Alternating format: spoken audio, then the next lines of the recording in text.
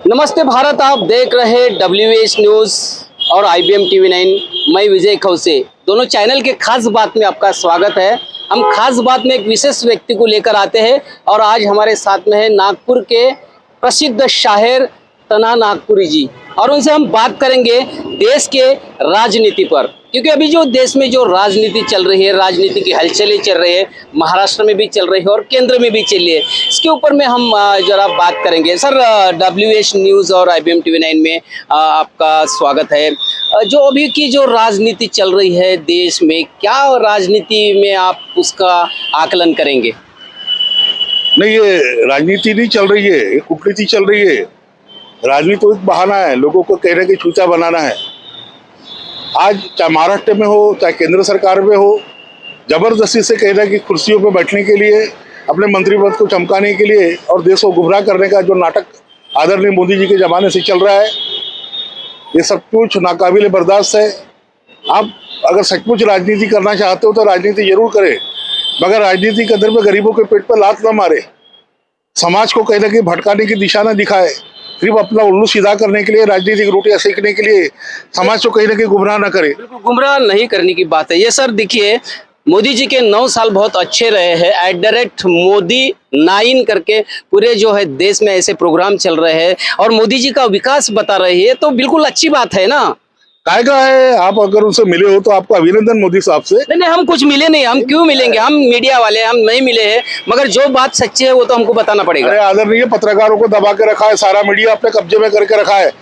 वो जो बोलेंगे तो न्याय, बाकी सब चैनल वाले बोलेंगे तो अन्याय। आदरणीय रवीश कुमार से लेके पुण्य प्रसाद वास्तु से लेके दुनिया भर के लोगों को, क्या अभिसार शर्मा से लेके सबको भगा दिया गया है।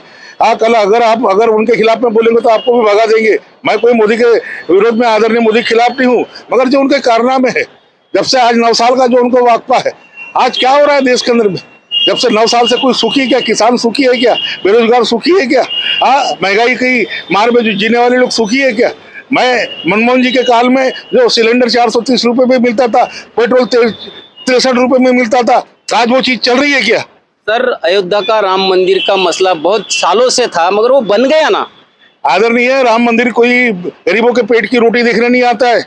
मैं कोई राम मंदिर के विरोधक नहीं हूँ, मगर पहले आप दुनिया के अंदर में तो क्या चल रहा है, आप दुनिया भर की यात्रा करके विदेश मंत्री का काम निभाते हो, आज वहां जाकर अपनी पीठ थपथपाते हो, देश का गौरव बढ़ाने के नाम पे देश के मुंह पे काला लगा के आते हो। ये सब बातें मेरे को मत बताओ। आदरणीय मोदी जी, अगर आपके राज्य में कोई सुखी हो तो एक कैरेक्टर पे मुझे बता दो। विकास के नाम पे जो पैमाने आपने नाप के रखे है ना, वो गरीबों को कहीं ना कहीं बर्बाद करने के।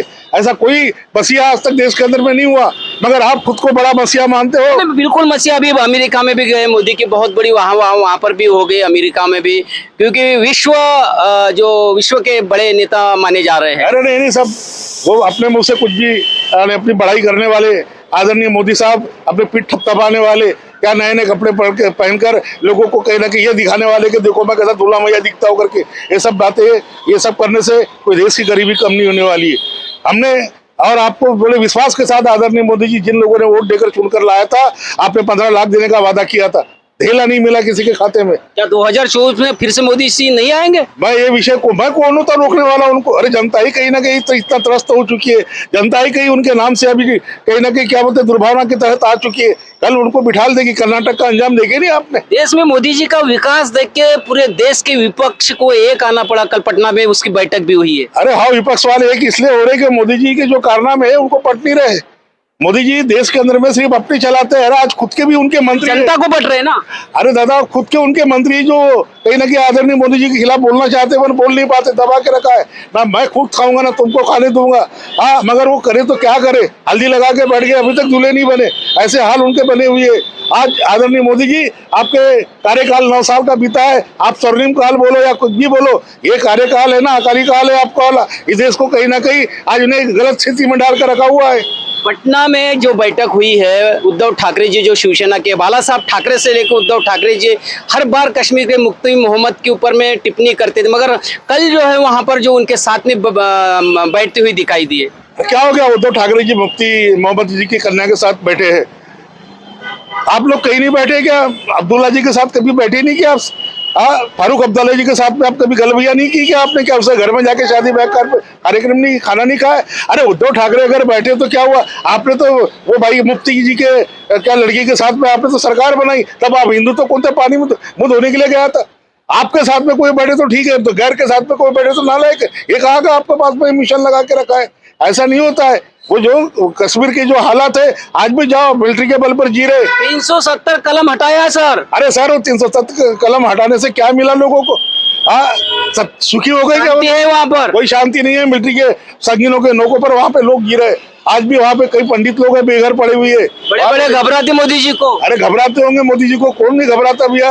आप ईडी लगा दोगे पीछे में, आप दुनिया भर के एसबीआई का सीबीआई लगा के रख दोगे, आप दुनिया भर के डाके उनके घर में डलवा दोगे, कौन आदमी आपसे डरेगा नहीं भैया? सबको मालूम है आपके पास में मशीनों की ताकत है। आप कब अपने नाम से वोट करवा लोगे? क्या पुलवामा नहीं हुआ आपके राज्य में? अभी ये बहुत बड़ा रेलवे का कांड नहीं हुआ, दुनिया भर के लोग मरे। वहां भी ऐसे ऐसे कपड़े पहन के जाते हो लोग संदेश देने के बदले में, आप ऐसा करेंगे वैसा करके घोषणा दे के जाते हो। इससे किसी देश का राजकारण नहीं चलता है। ये राजकारण नहीं चला रहे। मोदी जी आए तब से कोई हिंसा भी नहीं है। अरे हिंसा नहीं, उपद्रव नहीं हुआ। मणिपुर इतना आज भी चल रहा है, कम से कम 2 महीने के ऊपर हो गया है। आज घर घर में वहां पे अशांति फैली हुई। कहाँ पे कब बम गिर जाएगा? तो संभाल रहे ना शाह जी। अरे कहाँ शाहजी संभाल रहे? अकेले घूमने को तो आज मिलिट्री के भरोसे पे आप और हम भी जाए तो वहां पे घूम सकते हैं साहब, वहां पे पार्टियां बना सकते हैं। ये सब मिलिट्री के भरोसे पे हो रहा है। जो भी वहां पे पहरेदार है उनके भरोसे पे हो रहा है। और जो वहां का एक वर्ग है जो सर्वहारा वर्ग है, जो हारा हुआ वर्ग है, गरीबी से टूटा हुआ वर्ग है, आज कहीं ना कहीं शांति को तड़पता हुआ वर्ग है, उनके घर में जाओ तो चूल्हे तक नहीं जल रहे, ऐसा डरा हुआ वर्ग है। कल वहां पे अगर आप संभाल नहीं सकते तो ग्रह पूरे देश में बढ़ा सकता है। आज देश के अंदर में क्या बम्बई में नहीं हुआ? आज इधर अकोला में नहीं हुआ? आज इधर में किसानों को जो वहां पे समस्या वहां पे नहीं हुआ? अरे सभी कहने देश के अंदर में हालात तो भी ठीक नहीं है। ये तो विपक्ष कर रहा है, ऐसा कहना है। अरे विपक्ष कैसा कर रहा है? आप पका तो खिचड़ी, रीनू ने पका तो डालना, ऐसा कैसा हो सकता है? बिल्कुल नहीं होगा। ये आप जो बोलते हैं ना, आपकी जो कथनी और करने में बहुत फर्क है। क्योंकि मोदी जी की अच्छी सत्ता इन लोगों को पसंद नहीं पड़ रही। नहीं, मोदी जी आपके सत्ता विरोधी नहीं है, आपके बातों के विरोधी है। आप जो बोलते हैं ना कुछ करते ही नहीं है। 1 करोड़ रोजगार का वादा आपने अपने मैन्युफैक्चर में किया है, किसको दिया है? आपने अग्निवीरों को लगाकर हो गया क्या? 4 साल की ड्यूटी देकर हो गया आपका चमत्कार? ऐसा नहीं होता है। अरे आपने तो जो गिरे हुए लोग हैं जिनके घर में हाथ दिया नहीं जलता, वहां तक कभी पहुंचे क्या? क्या लगता है 9 साल में मोदी जी ने देश के लिए कुछ नहीं किया? 9 साल में देश को जितना बर्बाद करना था, जितना खोखला करना था, आदरणीय मोदी जी ने कर दिया है। मोदी जी के कितने भी कस्में खाओ, मोदी जी का कितना भी सर पे हाथ रखो, और मोदी जी आप जब से बोलते ना कि आपने सिर्फ बड़े बड़े पैसे वाले रसूखदार जो लोग हैं, अंबानी अदानी जैसे लोगों की लिए आप मसीहा बने हो। सर आप कवि भी हो, कुछ इसके ऊपर में कुछ कविताएं वगैरह आपने बनाई होंगी तो थोड़ा हमारे दर्शकों को सुनाई दीजिए। नहीं, क्या है, बर्बादी के अफसाने कहाँ तक प्यार करेंगे? बर्बादी के अफसाने कहाँ तक प्यार करेंगे? आपके साथ इकरार करेंगे, आपके साथ इनकार करेंगे, मगर हमको मालूम है आप जो भी जुल्म करेंगे, हमको मालूम है आप जो भी जुल्म करेंगे, हम पे सितम करेंगे तो कहेंगे हम नहीं कर रहे, सरकार करेंगे। कहेंगे हम नहीं कर रहे, सरकार करेंगे। दुनिया भर के बड़े बड़े लोगों को पास में बिठा लेंगे और अपने लूट का कारोबार करेंगे। नहीं, ये चीज नहीं चलेगी। महंगाई में जो आदमी टूटा हुआ है, किसानों की जो समस्या है, बरसात कहीं नहीं आ रही, वहाँ अकालों का कहीं ना कहीं समस्या है। आज कई लोगों को मीठा पानी पीने को नहीं मिलता, वो समस्या है। कई लोग आज समझ रहे कि कहीं ना कहीं सिलेंडर के भाव कम होंगे, हमारे रसोई में कुछ नए पकवान बनेंगे, उनकी एक समस्या है। इन समस्याओं की आप कोताही जो है ना, ये छोड़ दो मोदी जी। आप अपना नए ड्रेस पहनकर जो बताते हो ना कि सिर्फ मैं भारत के अंदर में एक कपड़े पहनकर चल सकता हूँ, बाकी सब नंगे, ये विचार भी आप छोड़ दो। आप गांधी जी को भूल गए, एक धोती पे जिंदगी काट दिए, आज राष्ट्रपिता कहलाए। आप अपने सरदार वल्लभ भाई का बहुत बड़ा पुतला खड़ा किया है गुजरात में। पुतला लगाने से कुछ नहीं होता आदरणीय। पुतलों की राजनीति क्या, पूरी दुनिया में पुतले पड़े हुए। आज एक जगह ले जाकर कोई ना कोई सरफिरा आएगा, रखवा देगा। आप पुतलों की राजनीति मत करो। मैं कोई आपके विचारों के खिलाफ नहीं हूँ, आपके आदर्शों के खिलाफ नहीं हूँ, मगर आप जो बोलते हो उस पर अमल नहीं करते हो। मैंने ये विकास किया, मैंने वो विकास किया, कोई विकास नहीं किया। मैंने बार बार किया, बोला है आपके चैनल के माध्यम से और भी चैनल के माध्यम से कि ऐसे भी लोग हैं जिनके घर में आपकी कोई योजना के कोई एक चमत्कार नहीं पहुंचे। आप तो बस बोलते हैं कि आपने मैयत वाले जो मर गए उसको इतने लाख दे दिए, वो भी आज लाइन पे लगा हुआ है, कब मिलते हैं करके। ये कफन पे पैसे देने से कोई आदमी का भला जी ये बताइए, सारे देश के विपक्ष जो है एक हो गए हैं, क्या ये इनकी विपक्ष एक हुए तो ऐसे टिके रहेंगे? और जो टिके रहेंगे तो इसका असर क्या गिरने वाला है? असर क्या है? ये टिके नहीं रहेंगे, कल आपके साथ में छिटक कर रहने वाले। आपको क्या लगता है कि आप जो कारनामे कर रहे हो लोगों को समझ में नहीं आ रहा है क्या? आपने दुनिया भर के पैसे वालों को यहाँ से बाहर गाँव जाने दिया, विदेश जाने दिया, उनको लाने के बाद में दुनिया भर की कमाई यहाँ पे दिखाने के बाद किए थे।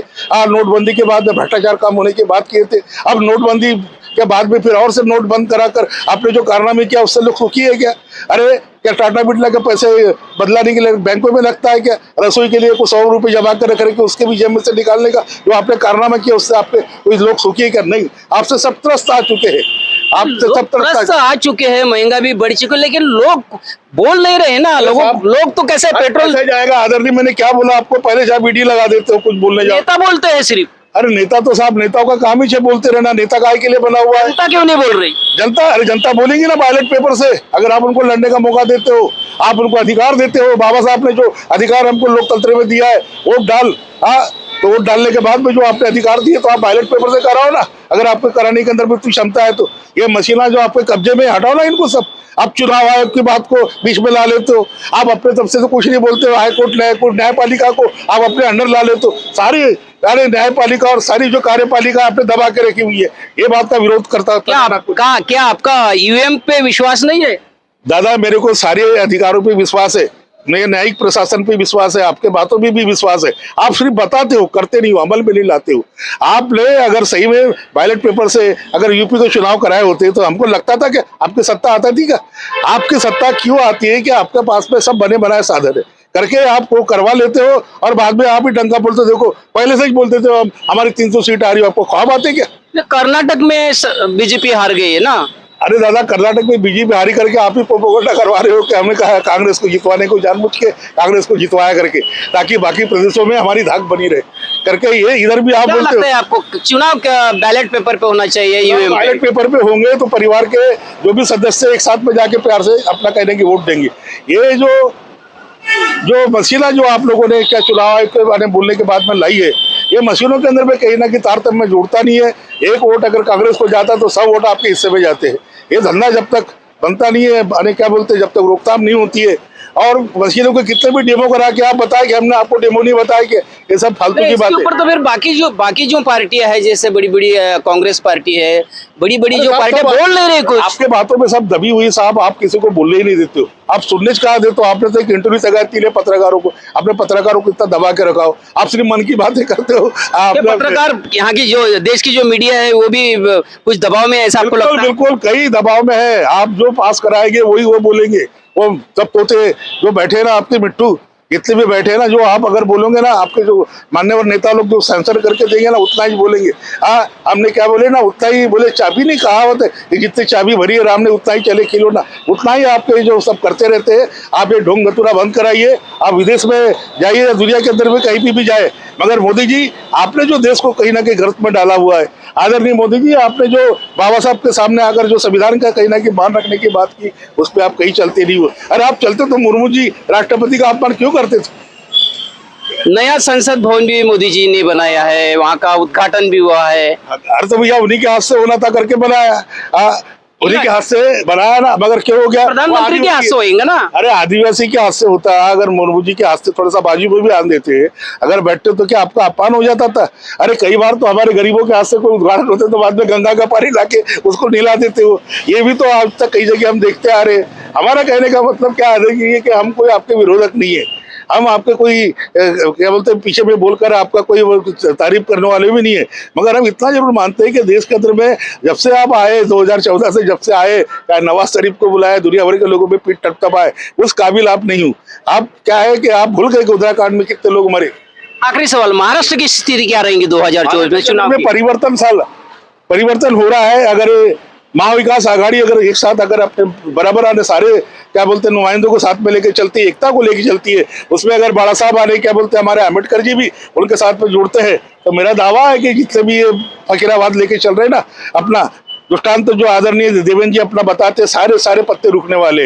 एक नाथ शिंदे जी की दाढ़ी कहीं ना कहीं मुड़ने वाली है, कहीं ना कहीं परेशानी में आने वाले, और आएंगे तो महाविकास आघाड़ी डंके की चोट पर आएंगी। अभी कारपोरेशन के चुनाव आ जान दो, अगर ये कहीं ना कहीं एकता अगर दिखा देना तो ये नागपुर क्या पूरे भारत भर के अंदर में चुनाव अगर 2024 के हो जाए ना, महाविकास आघाड़ी की एकता के अंदर में, तो इनको भागना मुश्किल हो जाएगा।